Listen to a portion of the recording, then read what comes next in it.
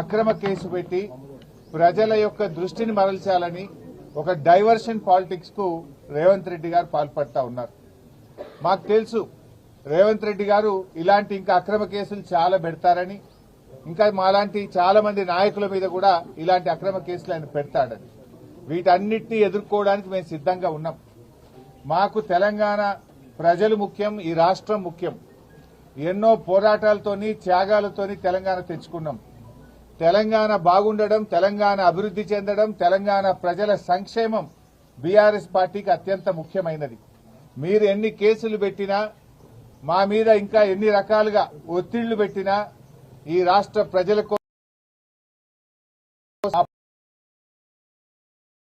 నువ్వు ప్రజలకిచ్చిన 6 గ్యారెంటీలు అమలు చేసేదాకా నీ ప్రభుత్వాన్ని నిన్ను ఎట్టి పరిస్థితుల్లో వదిలిపెట్టం.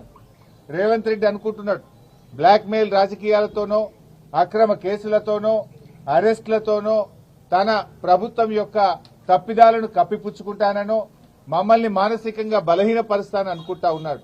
కానీ మేము మరింత బలంగా పోరాటం తప్ప ఎట్టి పరిస్థితుల్లో నీ అక్రమాలను గాని, నీ 6 గ్యారెంటీల అమలుపై నిన్ను ప్రశ్నించడాన్ని వదిలిపెట్టే ప్రశ్నే ఉత్పన్నం కాదు. ఈరోజు కేటీఆర్ గారి మీద హైకోర్టులో కూడా వచ్చిన తీర్పు కేవలం విచారణ కొనసాగించడానికే చెప్పింది హైకోర్టు. ఇది అక్రమ కేసు, దీని విచారణ నిలుపుదల చేయాలని చెప్పి బీఆర్ఎస్ పార్టీ తరఫున మేము కోర్టుకు వెళ్లాం. కోర్టేమీ కేసును నిర్ధారించలేదు, ఇది తప్పు జరిగిందని చెప్పింది గాని శిక్ష వేసింది కాదు. కేవలం విచారణ కొనసాగించడానికి మాత్రమే ఈరోజు కోర్టు అనుమతి ఇచ్చింది. విచారణకు సహకరిస్తాం. ఈ ముందు నుంచి కూడా కేటీఆర్ గారు 100% విచారణకు సహకరిస్తామని చెప్పాం. ఎందుకంటే మేము తప్పు చేయలేదు, అసలు అవినీతే జరగలేదు, రాష్ట్ర ప్రభుత్వం నుంచి ₹1 కూడా గ్రీన్ కో కంపెనీకి చెల్లించలేదు. అక్కడ ఇది ఎప్పుడు జరిగింది? రేవంత్ రెడ్డి గారు ప్రమాణ స్వీకారం చేసిన 3వ రోజే ఆ కంపెనీ ప్రతినిధి ఏడాది పాటు నువ్వు ఎందుకు కేసు పెట్టలే, ఏడాది తర్వాత ఎందుకు పెడుతున్నావు? కేటీఆర్ గారు అడుగడుగునా నేను ప్రశ్నిస్తా ఉన్నాడు, నీ తప్పిదాలను బయట పెడతా ఉన్నాడు, నీ ప్రభుత్వం యొక్క వైఫల్యాలను ఎత్తి చూపుతా ఉన్నాడు. కనుక ఏడాది తర్వాత దాన్ని బయట పెట్టినావు. నిన్ను ఆ కంపెనీ ప్రతినిధి కలిసిన విషయాన్ని నువ్వు ఎందుకు బయట పెట్టలే, మీడియాకి ఎందుకు చెప్పలే? అది మేం బయట పెట్టినాం. దీన్ని అంతా బట్టి చూస్తా ఉంటే దృష్టి మరల్చడానికి ప్రభుత్వం చేస్తా ఉంది. నిన్నగాక మొన్న ప్రభుత్వం చేతులెత్తింది కదా. ఇవాళ రైతుల విషయంలో మేము రైతు భరోసా సాగు భూములకే ఇస్తాం, 6,000 ఇస్తాం అని ప్రజలను మోసం చేసింది మీరు. ఆ ప్రజల్లో ఆ చర్చ జరిగి ప్రభుత్వం మీద వ్యతిరేకత రాకుండా ఉండడానికి ఇలాంటి డైవర్షన్ పాలిటిక్స్. బట్ అయినా కూడా మాకు న్యాయస్థానాల మీద గౌరవం ఉంది, చట్టం మీద గౌరవం ఉంది.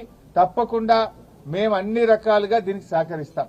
సరే, ఫర్దర్ గా సుప్రీంకోర్టు అనే దాని మీద మా న్యాయవాదులు ఇచ్చేటువంటి సలహా మేరకు మేము ముందుకు వెళ్తాం. బట్ మొన్న కూడా మీరు చూశారు, కేటీఆర్ గారు ఏసీబీ ఆఫీస్కి వెళ్లారు. ఎక్కడ కూడా ఎక్స్టెన్షన్ అడగలేదు, మేము టైం కూడా అడగలేదు. వాళ్ళు నోటీస్ ఇస్తే మేము వెళ్ళాం. ఎందుకంటే తప్పు చేయలేదు కనుకనే ధైర్యంగా విచారణకు పిలిచారు. తప్పకుండా వెళ్తాం. ఎట్టి పరిస్థితుల్లో విచారణకు మేము వెనుక వెళ్ళట్లేదు. కాకపోతే ఈ ప్రభుత్వం తీరు బాగలేదు కనుక న్యాయవాదులతో నేను వెళ్తాననే కేటీఆర్ గారు అన్నారు తప్ప దాదాపు 45 నిమిషాలు విచారణకు వెళ్లడానికి రోడ్డు మీద నిలబెట్టినా కూడా ఓపిక్గా కేటీఆర్ గారు ఏసీబీ ఆఫీస్ ముందు నిలబడ్డారు. దట్ మీన్స్ మేమేం తప్పించుకోవాలని కాదు, ఎందుకంటే మాకు తప్పు చేయలేదు అనేటువంటి పూర్తి నమ్మకం మాకుంది. అక్కడ అసలు అవినీతే జరగలేదు. ప్రభుత్వ ఖజానా నుంచి ₹1 పోకుండా నువ్వు అవినీతి జరిగిందని ఎట్లంటావు? అవినీతే జరిగిన ప్రశ్నే లేదు అక్కడ. ఈ రాష్ట్రం ఇమేజ్ పెంచడానికి, హైదరాబాద్ బ్రాండ్ ఇమేజ్ పెంచడానికి ఈ రోజు ఈ కార్ రేసింగ్ ను కేటీఆర్ గారు హైదరాబాద్ తెచ్చారు. బాగా పనిచేశారు. వాస్తవానికి ప్రపంచం మెచ్చుకున్నది, దేశం మెచ్చుకున్నది. మిగతా రాష్ట్రాల ముఖ్యమంత్రులు కూడా ఇది మా రాష్ట్రానికి వస్తే బాగుండని చెప్పి ఇతర రాష్ట్రాలు మనతో పోటీ పడ్డాయి. కానీ కేటీఆర్ గారు ఒప్పించి మెప్పించి మన రాష్ట్రానికి తెచ్చి మన హైదరాబాద్ బ్రాండ్ ఇమేజ్ పెంచే ప్రయత్నం చేశారు. అంతే తప్ప ఇక్కడ అవినీతి జరగలేదు. ఈరోజు కేవలం ఇది ఒక కక్ష సాధింపు తప్ప ఇంకోటి లేనే లేదు. డైవర్షన్ పాలిటిక్స్, కక్ష సాధింపు చర్యలకు రేవంత్ రెడ్డి గారు పాల్పడతా ఉన్నారు. సరే, నువ్వు ఎన్ని రకాల ప్రయత్నాలు చేసినా మా పోరాటం ఆగదు. మా లక్ష్యం తెలంగాణ ప్రజల సంక్షేమం, మా లక్ష్యం తెలంగాణ రాష్ట్ర అభివృద్ధి, మా లక్ష్యం పోరాడి తెచ్చుకున్న తెలంగాణ. కేసీఆర్ గారు 10 ఏళ్ల కాలంలో అనేక రంగాల్లో ఈ రాష్ట్రాన్ని అగ్రభాగాన్ని నిలబెట్టారు. అది కొనసాగడమే కొనసాగింపే మా లక్ష్యం. మేము అధికారంలో ఉన్నా ప్రతిపక్షంలో ఉన్నా మాది తెలంగాణ ప్రజల పక్షం. ఆ తెలంగాణ ప్రజల పక్షాన మేము నిరంతరం పోరాటం చేస్తాం. ఇవాళ రేవంత్ రెడ్డి గారు ఇలాంటి కేసులు ఇంకా కూడా పెట్టొచ్చు, కానీ మేమెవరం కూడా అధైర్యపడే ప్రశ్నే లేదు. అందరం కలిసికట్టుగా పార్టీ వీటిని ఎదుర్కొంటుంది. సో కేటీఆర్ గారు కూడా ఆయన సంపూర్ణమైన విశ్వాసంతో ఉన్నారు, మేమందరం కూడా సంపూర్ణమైన విశ్వాసంతో ఉన్నాం. ఈ కేసు కేవలం ఒక కుట్రపూరితమైన కేసు, ఇక్కడ ఎలాంటి తప్పు జరగలేదు గనక ఆయన కడిగిన ముత్యంలాగా రేపు బయటకు వస్తారు. మాకు ఆ ధైర్యం ఉంది గనక, తప్పు చేయలేదు గనక విచారణకు వెళ్తాం. మేము న్యాయస్థానాలకు సహకరిస్తాం, అధికారులకు కూడా సహకరిస్తాం. మాకు అధికారుల మీద గాని న్యాయస్థానం మీద గాని మాకు విశ్వాసం ఉంది. కేవలం రేవంత్ రెడ్డి మీద మాకు విశ్వాసం లేదు. ఆయన ముఖ్యమంత్రిగా తప్పుదో పట్టిస్తున్నాడు గనక, ఆయన ఆలోచనలు మాకు తెలుసు గనక, అందువల్ల ఆయన మీద మాకు విశ్వాసం లేదు కానీ మేము చెప్పాను తప్ప వేరే ఏం లేదు.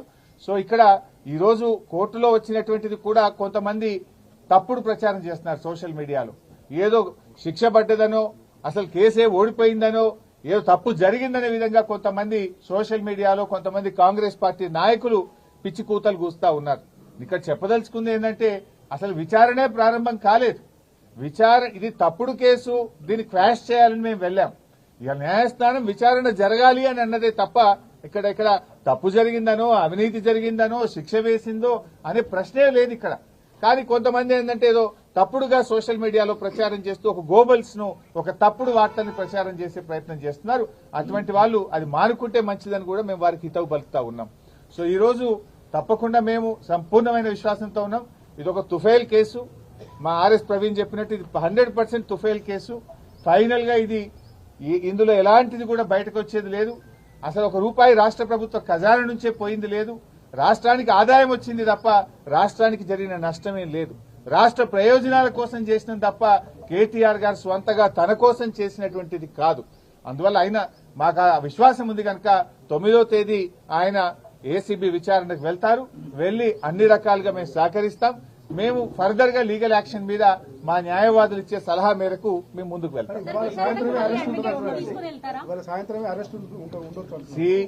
ఏముంటది అంటే దానికి ఏం భయపడతాం. ఇవాళ చేస్తాడా, రేపు చేస్తాడా, ఈ అక్రమ అరెస్టులకు మేము భయపడేటోళ్ళం కాదు. ఇదేం మాకు కొత్త కాదు కదా. సమైక్య రాష్ట్రంలో తెలంగాణ ఉద్యమంలో ఆంధ్ర పాలకుల మీద చిచ్చర పిడుగులాగా పోరాడినటువంటి చరిత్ర బీఆర్ఎస్ పార్టీకి ఉన్నది. గతంలోనే మేము అరెస్ట్ అయినాం. తెలంగాణ కోసం పోరాటంలో కేటీఆర్ గారు అరెస్ట్ అయ్యి వరంగల్ జైల్లో పడ్డారు. మా నాయకులందరూ కూడా అరెస్ట్ అయ్యి జైళ్లలో పడ్డారు. ఏం జరిగింది? తెలంగాణ రాష్ట్రం వచ్చింది. ఈ రాష్ట్రానికి మేలు జరిగింది. ఇవాళ రేవంత్ రెడ్డి గారు మీరు అన్నట్టు ఇవాళ అరెస్ట్ చేస్తాడా, రేపు అరెస్ట్ ఆయన ఇష్టం, చేస్తే చేయని, ఇది అక్రమ అరెస్టు. మాకు న్యాయస్థానాల మీద నమ్మకం ఉంది, దానికి మేము భయపడం. తప్పకుండా లీగల్ గా ముందుకు పోతాం. 9వ తేదీ వాళ్ళు నోటీస్ ఇచ్చారు. డెఫినెట్ గా 9th నాడు కేటీఆర్ గారు మేము హాజరవుతాం. మొన్న కూడా హాజరయ్యారు కదా.